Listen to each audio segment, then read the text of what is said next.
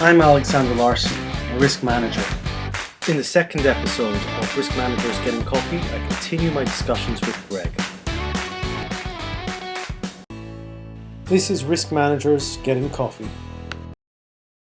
I'm interested to hear some of your stories from all these sort of places that you've went. I'll tell you one of my own learning, where I was actually a trigger for a protest. I was in Cape Town and for the Greenpoint Stadium that was being built. At that time, fuel had increased, and a lot of the workers came from the shanty town into a bus, a little bus, and then they get transported on site that way. Yeah. So anyway, their salaries were minimal, and they had the cost of the fuel deducted at a disproportionate rate from their salary. And there were protests ongoing. Anyway, as I was walking across, and I thought I'd just have a look at how the stadium was progressing before I got to the office, I had someone come up to me, then another person. I sort of swarmed. And I was thinking, I don't know what's going on. They kept asking me, well, what do you think? And I said, well, I'm just here to talk about the project being on time and how to mitigate against that risk. And they said, well, we may not allow it to be on time. And I said, well, is it really affecting you, the fuel? And they said, yes. And I said, well, if it was me, I wouldn't accept it. And then it followed with, the man from the BBC says, and they said, please, get the cameraman. And I was like, no one wanted to hear I wasn't from the BBC. No, exactly. And that then turned out someone picked up a rock and threw it across to the armed police, who were just dormantly waiting in case something happened. And then it all kicked off, so I decided to go back to the hotel. And Swift exit. And phone in and say, I couldn't find the office, maybe we could meet tomorrow. But it's important because we all talk about risk, and we all say, well, to a point we're experts at what we talk about and our knowledge. And irrespective of qualifications, the IRM is superb for driving that forward. Yeah. However, experience counts, and experience of what to say, what not to say, cultural, understanding the culture. One of the things I did learn from all of that travelling was you cannot understand until you have boots on the ground of what is going on. Exactly, yeah. In Iraq, for example, we had numerous tribes all surrounding us, and you're having to manage the relationships and various aspects like that. We've done some other videos. I met with another consultant called Vibeke, and we did some videos about risk culture. And we brought up the fact that she's Norwegian, I'm half Norwegian. But I'm also part Norwegian. We had a conversation around Norwegians, because I had an experience in Korea where some Norwegians came over, and basically they were being quite direct, saying, you didn't send us that email. And he said, no, I sent you the email. They said, well, never mind, can you send it again? But he was stuck on this, you're blaming me here. So I sort of had to intervene and say, look, it's probably been lost in junk mail, or it's been accidentally deleted on our side. Whatever reason it is, we don't have it anymore, although you sent it. Yeah. So could you just go up and resend it for us, because then we can move forward? Oh yeah, no problem. And then he went and did it. It was just the way they came across. To him, it felt it was an accusation. The flexibility you needed when you were in America on a language, because you asked for water, you got to ask for water. Coffee, coffee, because I stood in a line asking for different coffees when I was working in the World Trade Center. I said, it's my turn, I'll go get the coffees. Yeah. And the guy couldn't understand me until I said coffee. And once I said coffee, he goes, hey, you want coffee? Why didn't you say so? Wow. I was like, I thought I did, language. It was coffee, but... Yeah. And you learn, it's up to you, I think. And one thing I was just going to say, a funny story. I'd been speaking to a Swiss delegation, including the President of Switzerland, and it was to do with Iraq and Kurdistan. Very kindly, there were, I think, 6 or 5 of us speakers, and very kindly we received a Swiss Army knife. So in my hand luggage, as I left Amman Airport in Jordan, it beeped. And your man there. And did you? I assume you forgot that you. I just forgot. Yes. And your man there said to me, he said, and they used to call me Georges, and said, Mr. Georges, you cannot take this. And I said, the President of Switzerland will be so upset.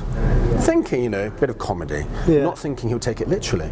And he said, why? And I said, I was talking and it was a gift. And he said, put it in the bag, zipped it, said, no problem. Thank you for speaking here in Jordan to the Swiss President. He said, and shook my hand.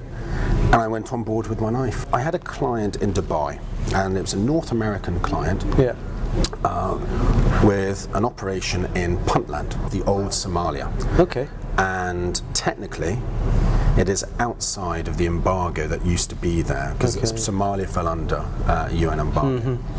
And we were looking at entering through Eritrea or going direct into Puntland. Security was key, and we were dealing with a South African-based security outfit. And on a conference call with the North Americans and the South African security consultants, I had to translate in English to someone who speaks English, to someone who speaks English, speaking in my accent so they both understand me, and communicating. Neutral. But one of the issues for me coming out of that, and it goes back to budgets and finance, sometimes dictating over sensibility with risk. Yeah.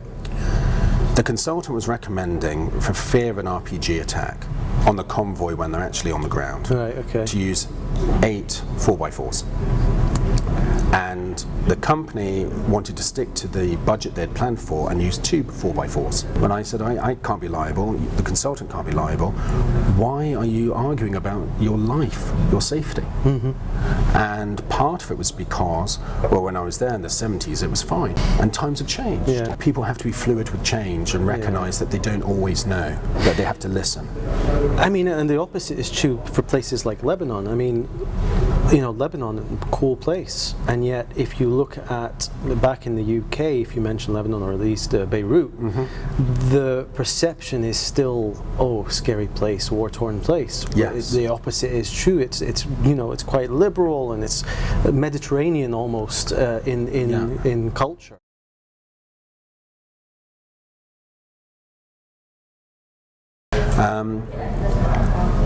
Taking that the next step, I was then being called back in one-on-one with companies. Could you advise us on this? We believe you were giving a talk on this recently. And Yeah, I said, once it happens, it's too late. Yeah, exactly. Yes. Yeah, and that's always the case, and that's just generally in risk management. I tend to find the same is they don't open their minds up because it's not happened in the past. Just because it's not happened doesn't mean it's not going to happen. 100%. And the problem is they're closed to it until it happens. Then they want to do it, but then it's too late, as you say. Yes, and you think this trend has been ongoing for decades. Yeah. And so why are we not moving away? And if you look at who's at the top, and I'm not trying to apportion accountability, but it is there. Yeah. When you're at the top, are you qualified to be there, to be understanding what risk is now to your company and how to drive that culture forward? Or are you willing to listen? And do you have the right structure in place to allow you to be driven by experts or challenged, be open? Enable the function. Yeah, because at the end of the day, if you are leading an organization, you don't necessarily need to be an expert in that field. If you have the right qualities and have the right sort of culture and structure in the organization to allow information to be provided to you in a timely fashion and to be open to it. Take Brexit as an example. So I come from the middle of England, and in the middle of England there's a lot more discord. Everyone was listening to what those markets were saying in London. What they should be doing is saying, what do you think the risk is? You know, and I'd say, well, I don't know what percentage is, but it's stronger than people are putting out in the press. So maybe we should look into it. Exactly. Yeah, exactly. Another example, Trump. Yeah. So my parents lived in America for 14 years, and what I took away from that as well is an understanding of across America, which is a huge country. Yeah. There's a discord as well between the East, the West, the Midwest. You don't tend to get coverage in the media from all these other places. You get it from like New York, or you get it from California.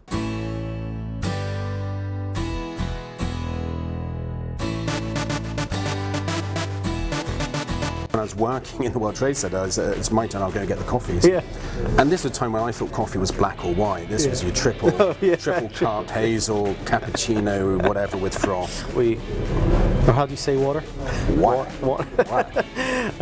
You've got to be able to say coffee, not coffee, and not say, well, you should be calling it coffee. Yeah. You're in their front yard, you adapt.